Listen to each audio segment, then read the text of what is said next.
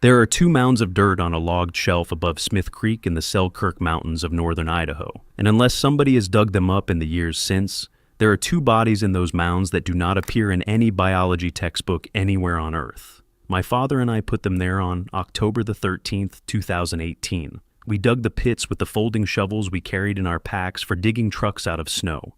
It took us about 5 hours because the bodies weighed somewhere north of 500 pounds apiece, and because my father was 62 years old, and because my hands were bleeding by the second hour and his were bleeding worse, and because every 20 minutes one of us would stop and stand and listen, because the woods around us had gone silent in a way that woods are not supposed to go silent, and we both kept thinking that what we had killed had family. We were right about that, as it turned out. They came that night, looking, and they called to each other across the dark in a voice with 3 syllables that the larger of the 2 dead ones had spoken just before it died. I have not told this story to anyone in 8 years. I'm telling it now because my father passed last spring, and I made him a promise on a turnout off the Smith Creek Road 2 months before he went, and the promise was that I would speak about it after he was gone. He wanted it on the record somewhere, in some form, even if nobody believed it. So here it is. My name is Caleb Dorkson. My father's name was Vernon Dorkson. We lived outside Bonners Ferry, which is a town of about 2,500 people sitting in the Kootenai Valley, about 30 miles south of the Canadian border. If you've never been up there, picture a wide flat valley with the Selkirks rising up to the west and the Cabinets to the east, and the Kootenai River running through it green and slow. It's beautiful country. It's also the kind of country where you can drive a logging road for 2 hours and not see another vehicle, and that matters for what comes next. My dad was 61 that fall. He'd worked for Idaho Forest Group out of the Moy Springs Mill for 31 years, mostly as a sawyer, and then as a lead man on the Green Chain, and he hunted elk every October the way other men go to church. We'd hunted together since I was about 10. I was 33 that year. I had a job doing IT support for the school district in Sandpoint, which is about 40 miles south, and I drove up to my parents' place every Friday night during hunting season, so we could be in the woods before light on Saturday. We had a unit we liked, Unit 1, north of Bonners Ferry, up in the Boundary County backcountry near Smith Creek. We'd been hunting that same drainage for 6 or 7 years. We knew where the wallows were, we knew which ridges held bulls, we knew the old skid roads from the logging in the 70s. It was our place. I want to back up a little before I get to the day of the hunt, because there were signs that fall I didn't put together until much later. About 3 weeks before we went up, in late September, my mother's chickens stopped laying. She had 8 hens out back in a covered run, the kind of operation that produces 6 or 7 eggs a day in good weather. They just stopped, not gradually, from one day to the next. She thought it was the temperature change. She fussed with their feed. She checked the run for predators. She didn't find any sign. My dad walked the perimeter of the property the way he always did and reported nothing unusual, but 2 of the hens stopped going into the coop at night. They roosted up in a cedar tree behind the house and would not come down at dusk. He had to climb the cedar with a flashlight and pull them down and put them in the coop himself. He told me about it on the phone like it was funny. Looking back, I think it wasn't funny. I think the chickens knew something the rest of us didn't. About 10 days before the hunt, Jim Wilkerson lost his goats. That's the one Dad mentioned to me. But Jim's call wasn't the only one. The week of the hunt, on the Monday, a man named Earl Brindle, who ran a small outfitting operation out of Yaak, Montana, called the Boundary County Sheriff's Office to report something he'd seen on a forest road just over the state line. Dad found out about that one later, after everything was over, when he was making one of his trips to the library to look at old news. The Yaak is wild country, even by North Idaho standards. Earl Brindle had been guiding bear hunters in those woods since the 80s, and he was not a man who scared. He told the deputy that he'd been parked at a switchback on the Peat Creek Road around 5 in the morning, drinking coffee, waiting for one of his hunters to walk in from a stand site, and he'd seen something cross the road in his headlights at maybe 40 yards out. He said it was upright, and it was tall, and it was not a bear or a man. And the dispatch logged it as a possible mental health call and never sent anyone up there. That's the kind of report that comes in and quietly gets buried. There were 3 more like it that fall along that corridor, north of the Clark Fork, west of the Yaak. We didn't find out about any of them until later. They formed a line when Dad mapped them out, and the line ran north and northwest, deeper into the high country, into the Selkirks, in the direction of Smith Creek. The Wednesday before the trip, my dad called me. This was unusual. He wasn't a phone guy. He'd text maybe twice a year, usually a picture of a deer or a one-word reply. So when his name lit up on my phone on a Wednesday afternoon at work, I stepped out into the hallway. He said, "You remember Jim Wilkerson?" I said, "Sure." Jim was an old logging buddy of his who'd retired to Troy, Montana, on the other side of the cabinets. Dad said, "Jim called me last night. He said something got into his back 40 over the weekend. Killed 2 of his goats." I asked him what kind of something, and there was a long pause, and Dad said, "He doesn't know. He's been ranching out there 40 years, and he says he's never seen the like. He said the goats were torn up, but not eaten. He said the chain on the gate was twisted up like somebody pulled on it real hard, and the gate was 8 feet tall. He said something walked across his porch and left tracks he couldn't make sense of. I asked Dad why he was telling me this, and he was quiet a minute, and then he said, 'Just so you know, we're going up to Smith Creek Saturday. Bring your 300. I usually carried a 7mm or 08, which is plenty of rifle for elk, but the 300 Win Mag was Dad's, an old Browning he'd bought in 1984, and he was offering it to me. That should have told me something right there. He didn't loan that rifle to anyone. I said, okay. I didn't think much more about it. Old men in northern Idaho talk about things in the woods all the time. Sasquatch, mountain lions acting strange, wolves doing things wolves don't usually do. It's a thing you nod along to and then forget about. I forgot about it. Friday night, I drove up. Mom made elk steaks and we ate at the kitchen table, and Dad was quiet, which wasn't unusual, but he was quiet in a way that I noticed. When Mom went to bed, he poured us each a finger of Pendleton, and we sat on the back porch and looked at the stars. There was a hard frost coming. You could feel it. The air had that bite, that dry coldness that gets into your sinuses. He said, "Caleb, if anything happens out there tomorrow, anything strange, you do what I say when I say it." I said, "What do you mean strange?" And he said, "Just promise." I promised. He nodded and finished his whiskey and went inside, and that was the end of the conversation. I sat on the porch a while longer by myself. I remember looking out at the dark line of the trees behind the property, where the pasture ends and the timber starts going up toward the foothills, and I had a feeling I couldn't name. I told myself it was the whiskey. I went to bed. We left the house at 4 in the morning. Dad's old F-250, the one with the green primer on the driver's door, where he'd had to replace the panel after hitting a deer in 2009. We headed north on Highway 95 to the Smith Creek Road and then west into the mountains. It's a winding gravel road that climbs about 3,000 feet over 12 miles. We were parked at our usual pull-off by 5:15, which gave us about an hour before first light. Coffee from the thermos, then we shouldered our packs and walked. Our plan was to hike up an old skid road for about 1.5 miles, then drop off the road into a basin we knew, sit on the rim until sunup, and glass. Standard hunt. Nothing unusual about it. The first thing I noticed was the quiet. I want to describe this carefully because it became important later. Smith Creek drainage at 5 in the morning in October should have certain sounds. Owls finishing up their night. The squirrels start before light, that little chittering. Pine siskins. Sometimes coyotes still calling from way up the basin. There was none of that. There was wind in the tops of the cedars, and there was the sound of our boots on frozen gravel, and there was the sound of my own breathing, and that was all. Dad noticed it too. About a half mile up the skid road, he stopped and put his hand on my arm. We stood there. I could see his breath in the gray pre-dawn light. He tilted his head and listened. After a minute, he said, "Real low, no squirrels." I said, "No, I noticed that." He started walking again, but slower, and I saw him unsnap the holster on his sidearm. He carried a .44 Magnum in a chest holster when he was in the woods, a Ruger Red Hawk, mostly for bear. He'd never drawn it on a hunt that I'd seen, not once in 20-some years. He didn't draw it now, but he opened the snap, and I felt my stomach tighten. We got to the spot we wanted to sit. It's a finger of ridge that runs out into the basin, with a couple of big larches we use for cover. There's a flat spot between 2 of them where you can sit and glass the whole north face of the drainage. We set up there. Dad got his binoculars out and started glassing. I did the same. The sky was getting that pale, milky color before sunrise. I could just start to make out shapes on the opposite ridge. Nothing moving. No elk, no deer, nothing. Which wasn't unusual for that time of morning. The light comes up slowly back in there because the ridges block the sun. I want to tell you about a smell I noticed about 10 minutes after we sat down, because it was the first concrete thing. The wind was coming up the basin toward us, which was good. It was in our favor for hunting. But on that wind, I caught something. It wasn't the normal smell of fall woods.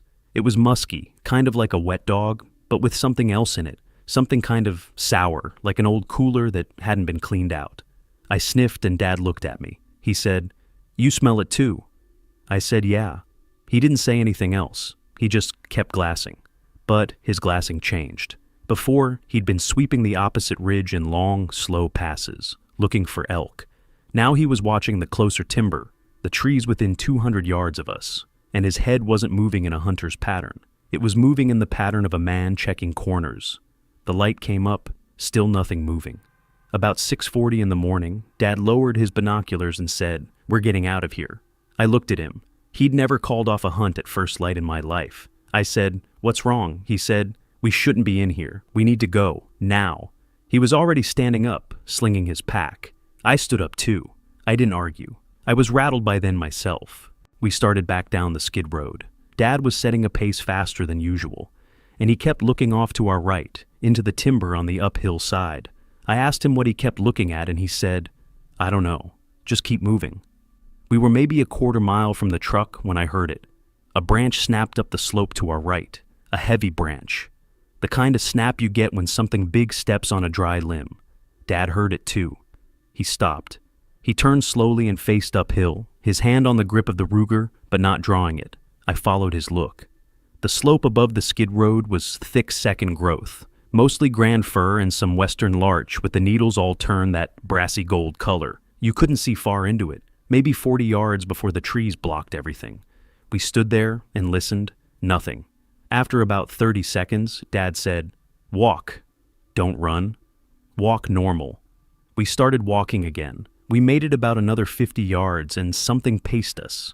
I want to be precise about what I mean. We were on the skid road, walking downhill, going maybe 2.5 miles an hour, and up the slope to our right, parallel to us, something was moving with us through the timber. I couldn't see it, but I could hear the soft crunch of footsteps on duff, just at the edge of hearing, matching our pace.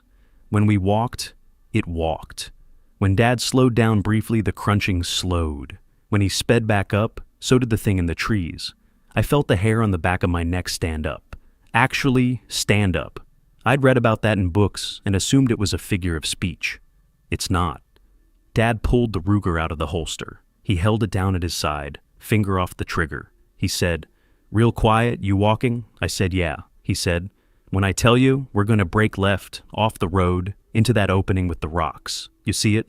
About 100 yards down. There was a clearing on the downhill side of the skid road, on our left, a little open shelf of grass and granite where a logging deck had been back in the 80s. From there, you could see down the drainage to where we'd parked." I said, "Yeah, I see it." He said, "When I say go, we go. Don't run. Just walk straight there and stop and turn around." I said, "Okay." We walked another 40 yards. The crunching in the timber kept pace. Dad said, "Go."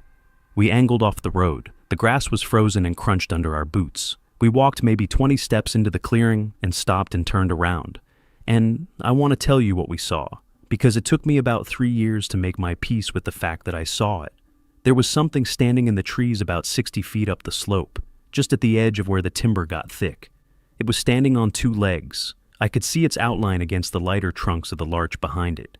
It was tall, I'd guess 7 feet, maybe a little taller, because the lowest branches of those larches started about 8 feet, and its head was just below them. Its body was covered in dark fur, almost black, but with a brownish cast to it in the way the light hit. The shoulders were broad, broader than a man's, and sloped forward. The arms were long, hanging down past where its hips would be, with hands at the end of them.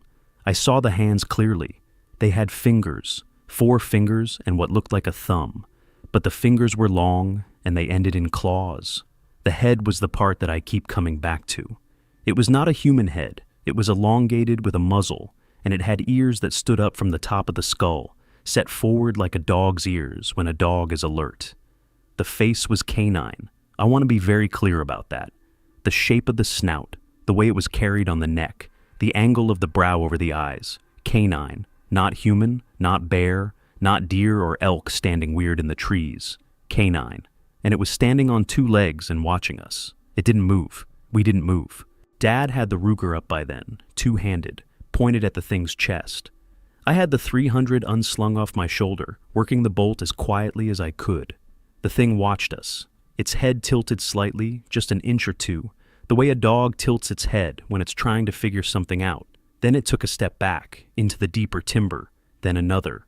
And then it was gone, not run off, not bolted, just receded into the trees, slowly, the way smoke goes back up a chimney. I felt my legs shaking. Dad lowered the Ruger, but didn't holster it. He said, "We're going to the truck. Don't look behind you. Walk." We walked. I want to say we walked steady, but we didn't.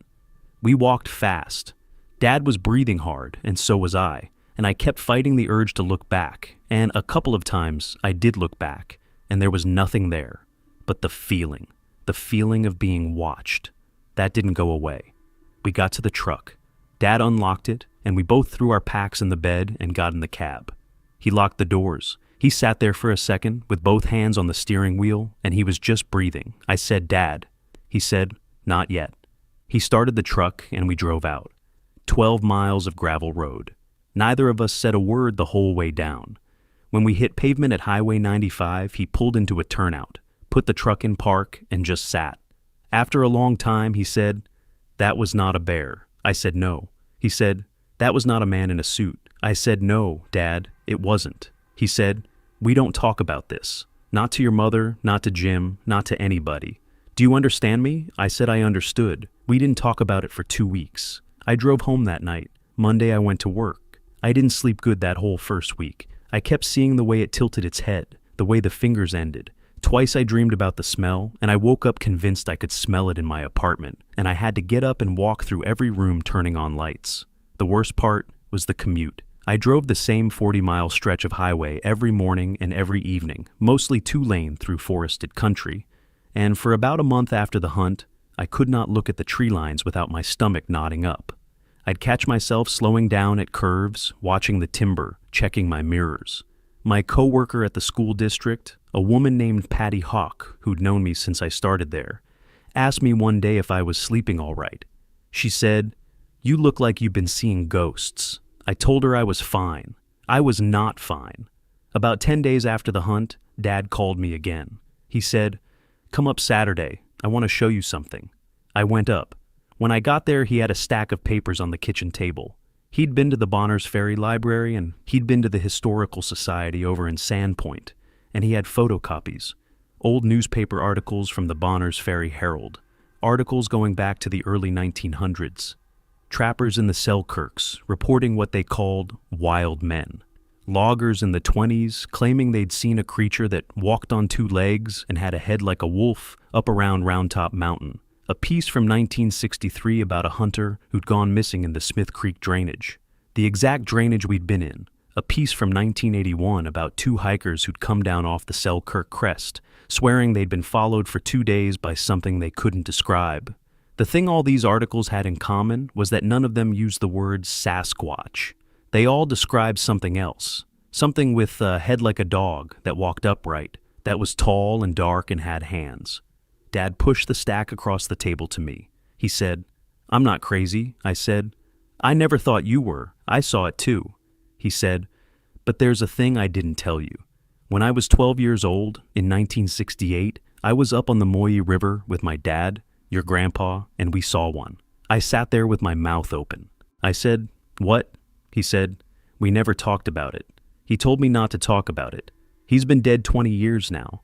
But we saw one on the Moyi in summer in 1968. It was on the other side of the river, on a sandbar. It walked across the sandbar on 2 legs and went up into the brush. We never told anybody. Your grandma to her dying day never knew. I had no idea what to say. I just sat there. He said, when Jim called me about his goats, I knew. I knew it was the same thing. They come down out of the high country every so often. Maybe every 10 or 15 years they show up somewhere, and then they go back up.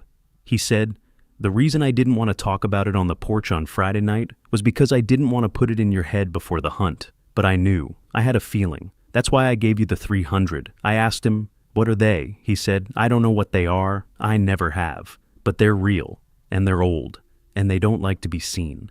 He told me more about the sighting on the Moyi that afternoon. He said it had been a Sunday in August, hot, the river low and clear, his father drift fishing for cutthroat from a little aluminum boat.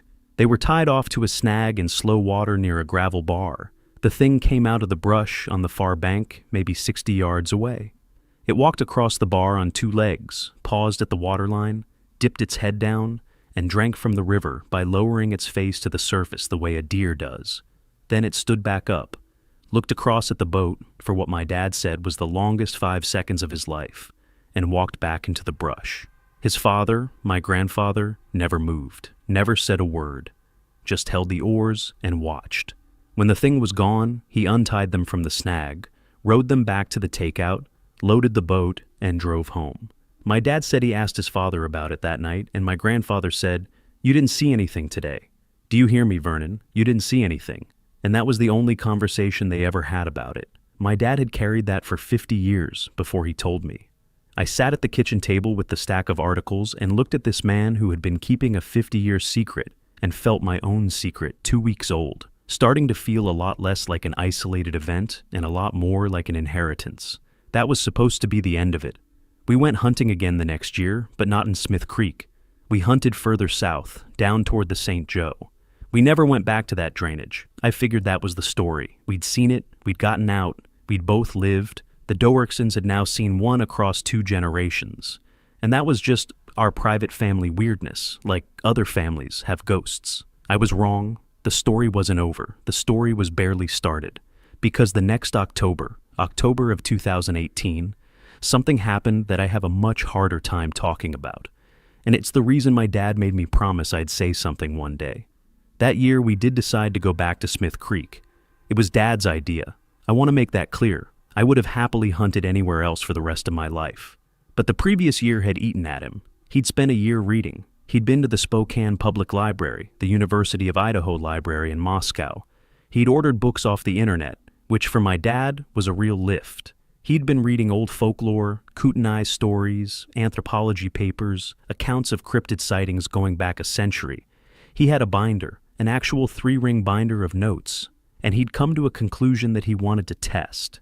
His conclusion was that these things, whatever they were, had a range, a territory. They moved through it on a circuit. And his theory was that based on the historical reports, the Smith Creek thing came through every 11 to 14 months. He believed if we went back in mid-October, we'd be there in between visits. The drainage would be empty. He wanted to see it again, without the thing being there. He wanted to look at the ground. He wanted to see if there was anything we'd missed. I want to tell you what was in that binder, because looking back on it, his theory was good. It was good enough that if he'd been right about one variable, he'd have been right about everything. The binder was organized by year. He had every credible sighting he could find from the broader Selkirk Cabinet region, going back to 1903, which was the earliest one he could verify. A Bonner's Ferry Herald article about a homesteader in the Kootenai Valley who'd shot at what he called a wolfman on his property and then refused to ever speak about it again. There were sightings in 1912, 1924, 1936, 1948, 1961. The pattern Dad saw was that the sightings clustered every 12 to 13 years in the same general areas. And within those clusters, individual locations got hit on an 11 to 14 month cycle. He'd mapped them out on a topographic map of the region. The map was covered in colored pins, red for confirmed sightings, yellow for livestock incidents, blue for unexplained disappearances. The pins drew lines, real lines, routes, travel corridors that followed the ridge lines and the river drainages, that avoided towns and major roads, that traced out something that looked very much like the territory of a wide-ranging migratory species. The thing he didn't account for, and I want to be honest about this because he was honest about it later, was that all his data assumed a single individual or a small group moving on a predictable schedule. He never considered that the schedule could be wrong, or that the group could be bigger, or that an event the previous year, namely 2 armed humans seeing one of them up close and getting away, could change the schedule. I should have said no. I'm going to be honest with you. I should have said no. But he was 62 years old, and he was lit up about this in a way I hadn't seen him lit up about anything since my brother was born, and I loved him, and I was 20-some years too late to start telling him what to do. So I said yes. We drove up Saturday morning the way we always did. Same gravel road, same pull-off. We hiked up the skid road. This time, we weren't hunting elk. We had our rifles, both of us, and Dad had the Ruger, but we weren't planning to shoot anything. He carried a notepad and a camera and a tape measure, like a guy doing forestry work. The morning was warmer than the year before. Maybe 45 degrees, frost only in the shaded patches. There was wind in the cedars same as before, and there were squirrels this time, chittering away on both sides of the road, busy with the cones. We could hear nuthatches. The world was loud and alive in a way it had not been the year before. Dad nodded at this. He said, "See, they're gone. They've moved on." We hiked up to the same spot we'd sat the year before. He started looking around. He found the tracks of the elk and the deer that had used the ridge as bedding. He took the pictures. He measured a couple. He was happy. We worked our way slowly along the ridge for about an hour, looking for anything unusual.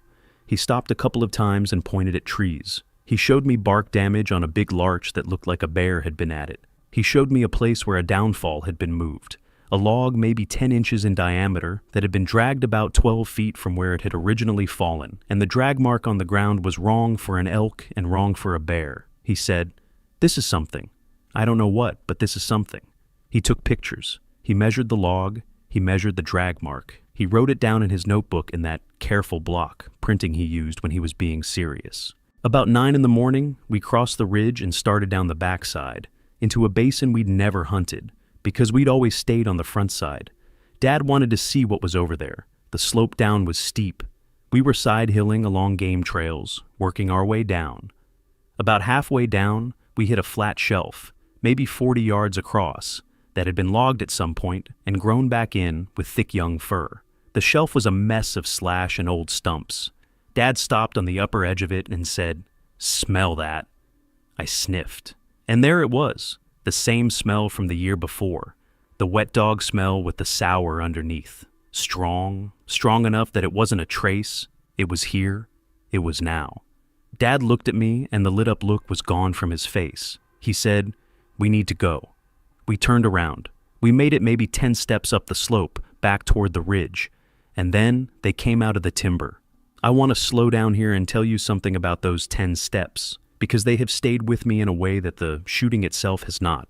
The shooting is a blur, 4 seconds, smoke and noise. The 10 steps before were not a blur. The 10 steps before were the longest 10 steps of my life.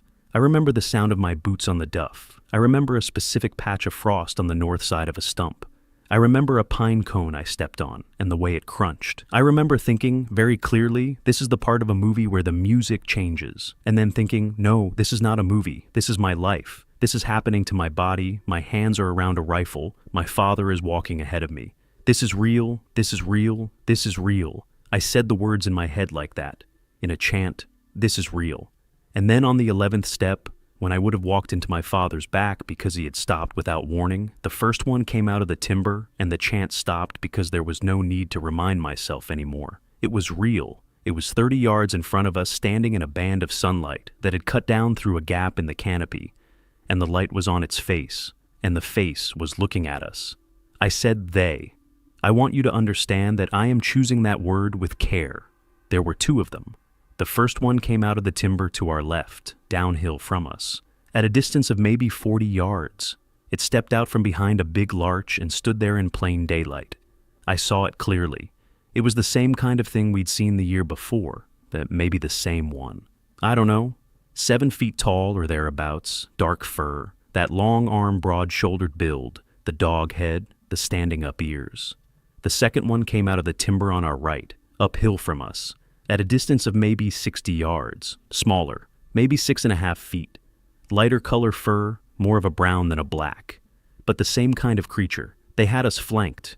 We were on a slope with the basin below us and the ridge above us, and one of them on each side, like they'd been waiting. Dad pulled the Ruger out and said, back to back. He'd never said that to me in my life, not on any hunt, but I knew what he meant. I turned and put my back to his and brought the 300 up. I was facing the smaller one uphill. He was facing the bigger one downhill. We stood there and they watched us. They didn't approach. The bigger one took a step forward, and Dad lifted the Ruger, and the thing stopped. The smaller one shifted its weight side to side, almost like a boxer warming up. I could see the muscle move under the fur. I could smell them. I want to talk about the eyes for a second. The year before, when we'd seen the first one, the light had been low and gray, and I hadn't been able to see the eyes clearly. This time the sun was up, and the light was on the bigger one's face. Its eyes were yellow, not the gentle yellow of a coyote at dusk. A flat, hard yellow with a black pupil in the middle. The eyes were aware. They were not animal eyes the way a deer's eyes are. They were thinking eyes. The kind of eyes that look at you and process you. The bigger one was looking at my dad, and you could see it sizing him up, measuring, the way a guy in a bar sizes up another guy across the room. That was the moment I felt the most afraid in my whole life, before or since. Dad said, "Real low, when I shoot, you shoot." I said, "Which one?" He said, "The one I'm pointed at. You don't worry about yours yet. I want you to know what came next happened in about 4 seconds." The bigger one took another step forward, and this step was different. It wasn't testing us, it was committing. Its weight came forward onto its front leg, and its shoulders dropped, and you could see the whole body load. Dad fired. The Ruger going off 6 feet from my right ear was the loudest thing I'd ever heard in my life. I felt the muzzle blast in my hair. The .44 round hit the bigger one's center mass, and it staggered back 2 steps and went down on one knee. It didn't drop dead. It went down to one knee and put one of those long-fingered hands on the ground to brace itself and looked up at us. And there was something in its face that I don't have the right word for. It wasn't pain. It was surprise. Almost insult. Like it hadn't believed we'd actually do it. The smaller one moved, came down the slope at us. Fast. Not a run, not really. More of a long bounding stride, and it covered the 60 yards in what felt like 2 seconds. I'd had the 300 on it the whole time, and when it moved I fired.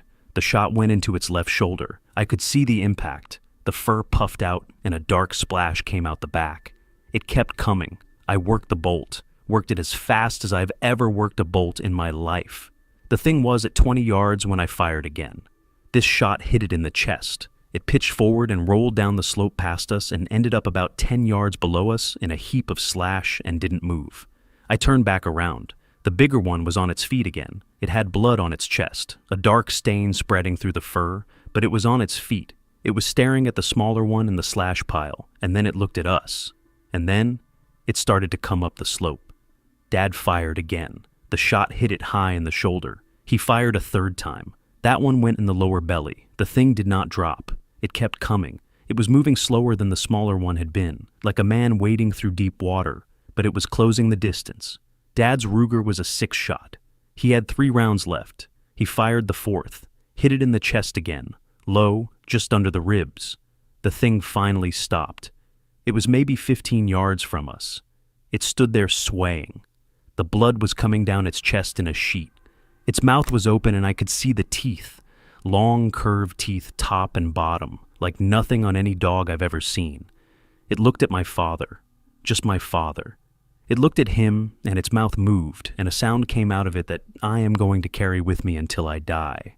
It was not a howl. It was not a growl. It was a low, sustained vocalization that had a shape to it, a cadence. 3 syllables, more or less. 2 long, 1 short. Like it was saying something. Like it was telling him something. Then it went down. It didn't fall. It sat down, hard, on its haunches, and then it lay over on its side. Its chest moved twice more. Then it stopped. Dad and I stood there. I had the 300 still up. He had the Ruger still up. We didn't move. We didn't breathe. After what felt like a long time, but was probably 30 seconds, Dad said, "Holy God." I said, "We got them both." He said, "Did we?" He didn't take his eyes off the big one. The big one didn't move. The chest didn't move. After another minute, Dad said, "You keep your rifle on the small one. I'm going to check this one." I said, "Dad, don't." He said, "I have to know." He walked down the slope, slowly, Ruger up. He got to within 5 feet of the big one. He stood there. Then he reached out with his boot and pressed on the thing's shoulder. The body shifted, the way a dead body shifts. "Loose," he said. "This one's gone." He turned and looked at the smaller one and started walking over to it. I had my rifle on it the whole time. He got close. He nudged it the same way. He said, "This one too." He stood up. He looked around at the woods. The woods were silent. Total silence. Same as the year before. He said, "Caleb." I said, "Yeah." He said, "We cannot leave them here." I said, "What?" He said, "We have to bury them. We can't leave them. If somebody finds them, if a hunter finds them, the state, the government, some scientist." He said, "I don't know what they are, but they don't belong to us. They don't belong to anybody. We're going to bury them, and we're going to leave, and we're never going to speak of this. I want you to understand that this was insane. We were 3 miles back from the truck. The bigger one had to weigh 500 pounds. There was no way." I said, "Dad, we can't." He said, "We can." He had that look. The look he'd had the year before when he'd told me to walk. The look that said no argument was going to land. He said, "We have shovels. We always carry shovels in the packs, the little folding ones for digging out a vehicle. We had 2 of them." He said, "The ground here is soft, the shelf was logged, the soil is loose. We can do this. It will take all day. We will do it, and then we will go home, and we will not come back." We started digging. The soil was loose where the logging deck had been, the way Dad said it would be. It was full of old roots and chunks of bark and pieces of rotten slash. But you could get a shovel into it. We dug 2 pits. We dug them about 10 yards apart on the flat shelf, in the thickest part of the regrowth fir, where you couldn't see them from the skid road or from anywhere on the ridge above. Pits maybe 4 feet deep, 6 feet long. Took us close to 5 hours. My hands were bleeding from the shovel handle by the end of it. Dad's were worse. He was 62, and he'd worked physical labor his whole life, and even he was wrung out by the end. We didn't talk while we dug. Once, about an hour in, I started to cry. I don't know why, it just came out of me. He didn't say anything. He kept digging. After a couple of minutes, I stopped and kept digging too. The hardest part was moving them. The smaller one we managed to drag with ropes from our packs. We got one of the ropes around its ankles, and both of us pulled, and we walked it down the slope 20 feet to the first pit. The bigger one wouldn't budge. We tried. We could not move 500 pounds of dead weight uphill on a slope. We ended up digging the pit closer to the body and rolling it in. Even rolling it in, we both threw out our backs. It took both of us, sweating and grunting and using a pry pole we cut from a fir sapling, and even then, we barely got it done. I want to tell you about the body of the smaller one as we were dragging it. The fur was warm. That stayed with me. It had been 40 minutes since I'd shot it, maybe an hour by then, and the fur was still warm where I put my hands to wrap the rope around the ankles. It was warmer than my own hands, which were cold from the air and from shock. I had the rope in my hands and I had the ankle in my lap, almost. And I sat there for a second and just felt the warmth of this thing's body coming up through the fur into my palms. The skin underneath felt like a dog's skin, loose. The leg was heavy, heavier than a deer leg of the same length, denser, more bone. I had the thought, and I am ashamed of this, but I am telling you the truth. That part of me wanted to keep going, wanted to feel the muscle, wanted to understand what I had killed by touch, since I clearly could not understand it by sight. Wanted to know the animal of it. I made myself stop. I tied the rope. I called to Dad. He came over and helped me pull. I have wondered since whether that impulse, that wanting to touch it more, to know it, was the same impulse my father had been carrying for a year. The impulse that brought us back. The impulse that built the binder and drew the lines on the topo map and put colored pins all over the wall of his workshop. The impulse to know. I am not proud of that impulse. I think it is the one that most often gets people killed in these woods. I want to describe what I saw close up, because I've never described it before to anyone. When I was within touching distance, when I was getting the rope around the smaller one's ankles, I saw it the way you see a person. Not as a shape in the trees, but as a body. And the body was the strangest combination of canine and human anatomy I have ever conceived. The legs were dog legs. I want to be clear about this. The hocks bent the wrong way for a person. There were dew claws. The feet were not feet. They were paws. Big paws, with pads and with claws that didn't retract. But the hips were turned in such a way that the thing could stand vertical. The pelvis had to have been shaped completely differently from any canine. The torso was humanish in the proportions, broad at the shoulders, tapering at the waist. The arms were like a man's arms in length and orientation, with shoulder, elbow, wrist. But at the end of the wrist, there were those 4 fingers and a thumb, and the fingers had pads on the underside, and claws, dark claws like a bear's. The neck was thick and short. The head was the dog head, with the muzzle and the teeth and the ears that stood up. The eyes of the smaller one were open, and they had glazed over, but you could see they had been yellow, same as the big ones. And here's the part that stuck with me: the hands. The hands looked like they could use tools. The thumb was opposable. I could move it. I checked. The pads on the fingers were not flat like a dog's pads. They had ridges, like fingerprints. I cannot tell you what that means. I'm not a biologist. But standing there in the woods looking at this dead thing's hand, I had the very clear thought in the front of my mind that this was not a missing link. This was not a relic species. This was something that should have its own branch on the tree, and it should have been studied 100 years ago. And the reason it hadn't been studied was because anyone who ever saw one had reacted the way my father reacted. They buried it, or they shut up, or they died too. The smaller one had something around its neck. I didn't see it until I was getting the rope on. It was a cord of braided sinew or hide, dark and oily looking, and on the cord was a small flat piece of stone with a hole bored through it. The stone was about the size of a $50, gray-green, polished smooth. It had marks on it, scratches that might have been wear and might have been deliberate. I stared at it for what felt like a long time. Dad came over to see what I was looking at. He stood there, and he looked at the stone on the cord around the neck of this dead thing, and then he looked at me, and his face did something I'd never seen it do. The blood went out of it. He sat down right there in the dirt next to the body. He said, "Oh no." I said, "What is it?" He said, "Caleb, that's a tool. That's a made thing." He reached out with 2 fingers and turned the stone over. The back of it had the same marks. He said, "Somebody made this." He said, "This thing was wearing a necklace." Like, that was the worst thing he could think of. Like the necklace was worse than anything else we'd seen that day. He sat there for a minute, and then he said, "Leave it on. We're not taking it, we bury it with it." I said, "Okay." We did. We buried it with the necklace still on. I have thought about that stone every single day since. I think about who made it. I think about who tied it on. I think about the funeral, or the ceremony, or the bond, or whatever it was that the necklace represented to whoever put it there. And I think about us walking up on the 2nd year of a search for something we'd seen once, and finding that. We rolled the bigger one into its pit. We filled both pits in. We mounded them up, because the soil never goes back as compact as it was when you dig it out. And Dad knew that, and he wanted the mounds to settle over the winter, so by next spring there wouldn't be visible disturbance. We dragged Slash over the mounds. We brushed our boot tracks out around the pits with fir branches. We policed the brass. I picked up all my 300 casings. Dad picked up all his 44 brass, and we put them in our packs.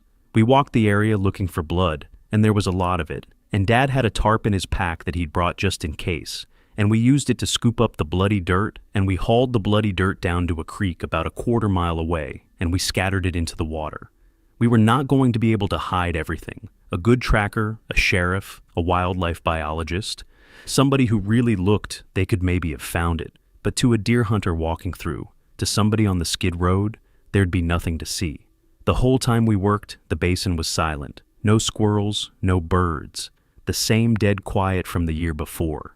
And about an hour before we finished, while I was dragging Slash over the bigger mound, I had the feeling, the same feeling, being watched. I stopped and looked uphill, toward the ridge. I didn't see anything, but I felt it. I told Dad. He stopped too. He looked. He didn't see anything either, but he believed me. He said, "We hurry." So we did. We hurried. We made it back to the truck just at last light. We threw the packs in the bed. We got in the cab. Dad locked the doors, same as the year before, and as he was putting the key in the ignition, we both heard it, from up the drainage, from up where we'd been, not close, maybe a mile away. But it carried a vocalization, long, sustained, 3 syllables, 2 long, 1 short, the same cadence the bigger one had made before it died, except this was a different voice, higher, and there was an answering call from somewhere further up the ridge, a 4th voice, with the same cadence. Then another one from across the drainage to the south. Then another from somewhere we couldn't place. 4 voices, calling that same phrase to each other across the dark. Dad started the truck and we drove. We drove down off the mountain faster than I have ever driven a gravel road. He didn't slow at the corners. The truck slid twice. He didn't slow. We hit pavement and we went south. Bonner's Ferry was the closest town, and we didn't even stop there. We drove through. We went all the way to Sandpoint. We stopped at the all-night truck stop on the south end of town. We sat in the parking lot under the lights with the engine running for about an hour without speaking. Then Dad got out and went into the bathroom and washed his hands for a long time and came back. He drove me to my apartment. He didn't go home that night. He went back to Mom, and he never told her what had happened. But when I called my mother the next week, she said, "Your father is acting strange, and I want you to call him." And I called him, and he said he was fine. He just had a lot on his mind. He had a lot on his mind for the rest of his life, is the truth. In the months after, things happened around my parents' place that my mother noticed and my father pretended not to. In early November, a couple of weeks after the burial, my mother heard something on the back porch one night around 3 in the morning. She got up to check. The motion light on the back of the house had come on. She looked out the kitchen window and didn't see anything. She went back to bed. The next morning, she found that the wire mesh on the chicken run had been pulled away from one of the posts. Not torn through, pulled. Bent back like somebody had hooked their fingers in it and leaned. She told Dad. Dad said it was probably a raccoon. She said it wasn't a raccoon. He said, okay, and he went out and fixed the mesh and put a new lock on the run gate. He never told her what he thought it was. He told me, 3 days later, on the phone, in a voice I had not heard him use before. He said, "They know where we live." I asked him how he knew. He said, "The chicken wire was pulled at 6 feet off the ground, not raccoon high." The other thing he did not tell my mother was that for the rest of that winter, he slept on the couch in the living room with the Ruger on the coffee table. She thought he was having back trouble. He told her the couch helped his back. He slept on that couch for 4 months. I should tell you what those months were like for me too, because I have not really said. I lived in Sandpoint in a 1-bedroom apartment on the 2nd floor of an old house on Pine Street.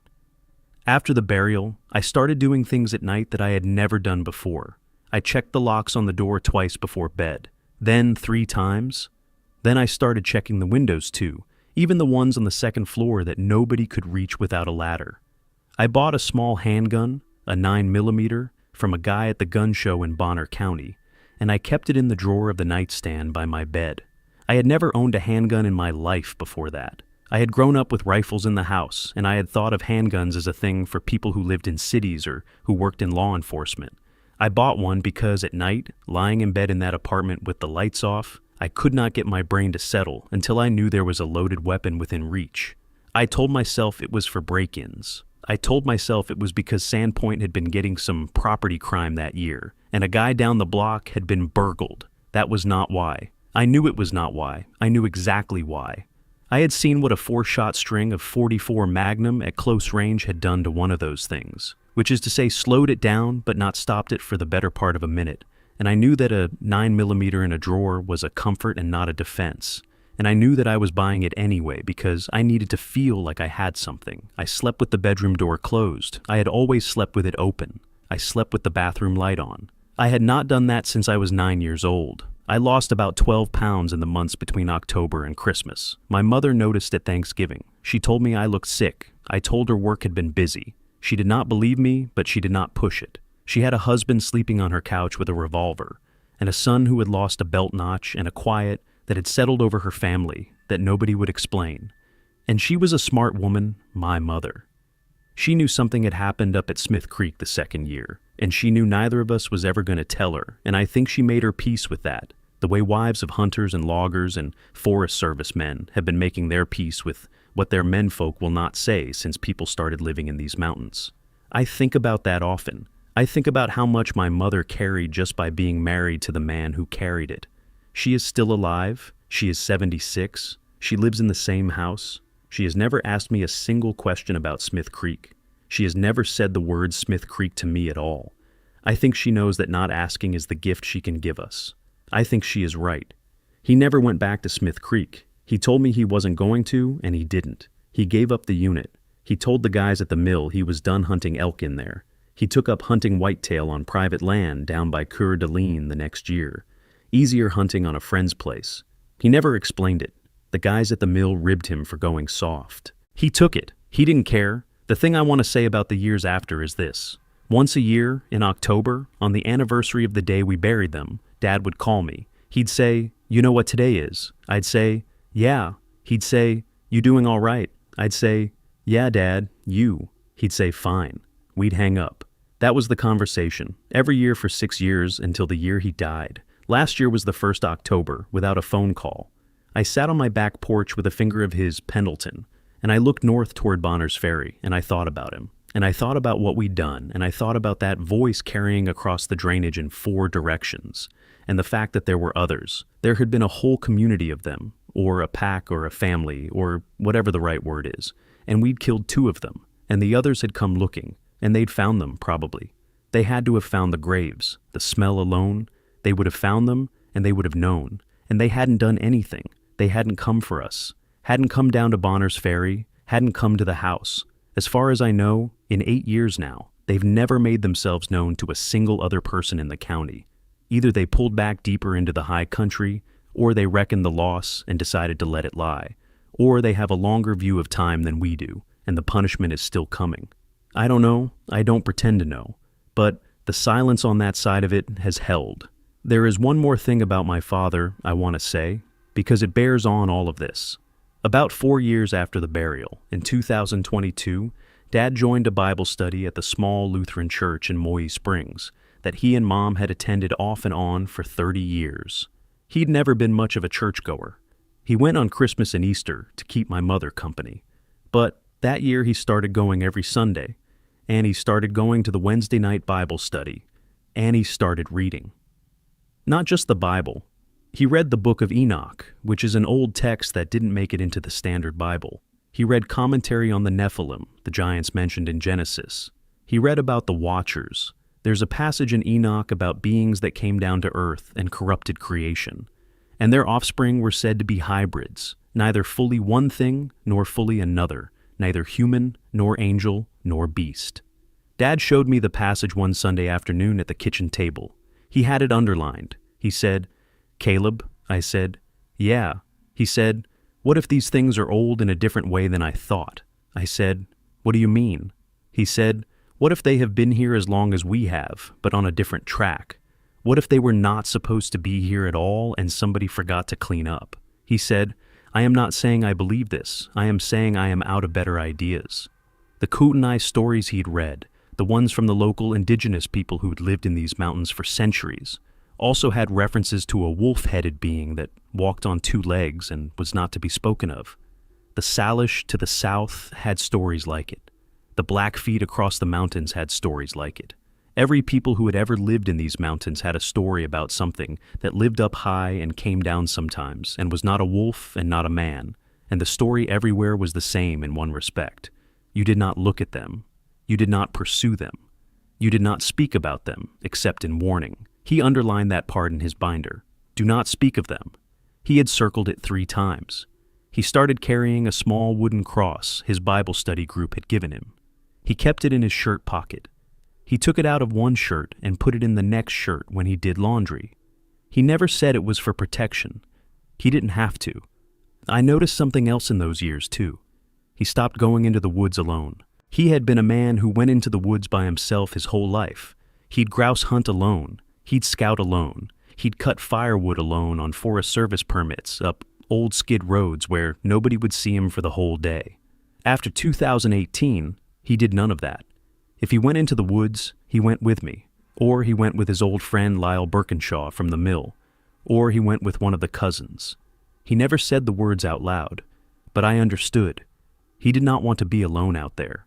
Lyle asked him about it once at a Christmas party, sort of joking, why he'd gotten so social about his hunting in his old age, and Dad just smiled and said something like, "Getting too old to die out there by myself, Lyle." Lyle laughed. Dad laughed. I watched my father lie to one of his oldest friends without even a flicker, and I understood that he had been lying about it to people his whole life. His own father had taught him how. The Moyi River sighting in 1968 had been the first lesson. The Smith Creek incident was the graduate course. He had learned to carry it. He had spent the rest of his life teaching himself how to carry it, and at the end, he taught me how. And now I am the one carrying it, and I will carry it until I'm gone. and the only difference between me and the dorks and men who came before me is that I have been given permission to set part of it down by telling this. Not all of it. Some of it I will take with me, but enough of it that somebody else knows. That is what my father wanted. That is what he needed before he went. He needed not to be the only living person on earth who had stood on that shelf and looked at what was lying there at his feet. And now he isn't, because you have heard this, and now you know. The other thing I'll say, 2 months before Dad passed, when he knew he was going, he had me drive him out to a turnout on the Smith Creek Road. Not all the way up, just to where the gravel starts. He didn't want to go up. He just wanted to look up. We sat in the truck and he looked at the mountains for a long time. He said, "Caleb?" I said, "Yeah." He said, "When I'm gone, you talk about it." I said, "You told me never to." He said, "That was while I was alive. When I'm gone, you talk. People should know. Not everybody. Not the news, not the internet hucksters. But somebody who will hear it the way it ought to be heard.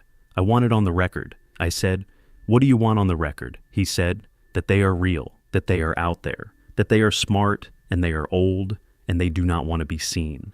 And that if you see one, you walk away. And if you can't walk away, and you have to do what we did, you do it once. And then you stop, and you never go back." He said, "The part that I got wrong, the part that I want you to tell people, is that I went back. I went back to look, because I wanted to understand. And I almost got us killed. I cost 2 of them their lives, and they would have left us alone if I had left them alone. We were not in danger that first year. They were warning us off. The second year, we walked into them, and we made them defend themselves, and I am responsible for that, and I have carried it." He looked at me and his eyes were wet, which was a thing I had not seen in my life. He said, "I am not asking for forgiveness from God or from anybody else. I am asking that you tell people. Don't go looking. Don't be the next Vernon Dorkson who thinks he's clever enough to study them. They were here before us. They will be here after us. Leave them be. I told him I would, and I am. I will tell you one last thing, and then I am done. About 2 years ago, in the summer of 2024, I was driving up Highway 95 just north of Bonner's Ferry, going up to my mom's place to help her with some yard work. It was about 8 in the evening, still light. I came around the bend just past the turnoff to Copeland, and there was something standing in the brush at the edge of the right-of-way, about 30 feet off the road. I saw it for about a half second as my headlights swept across it. It was tall and dark and standing on 2 legs, and it had a head shaped like a dog. I didn't slow down, I drove past it.